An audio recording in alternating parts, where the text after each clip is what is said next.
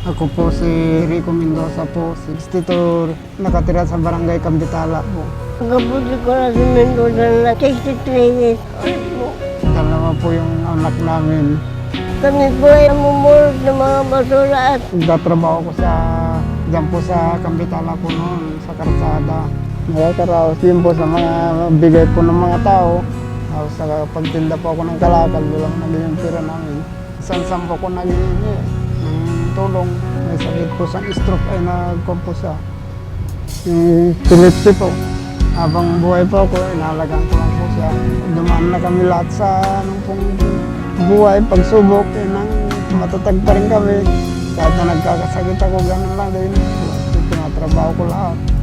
Kahit ano pong hirap, magsasama na kami sa hirap. Ginawa po. Tutulungan na lang po kami. mahal na mahal ko po siya. Ako po si Rafi Mendoza, anak ko ni Roberto Mendoza. Siya po ay mabait na magulang, kahit na po mayroon na akong sariling pamilya, tinutulungan pa rin po nila ako. Papasalamat lang po ko. Yung pasasalamat ko po ay napakalaki. Tama po sila. Sa huli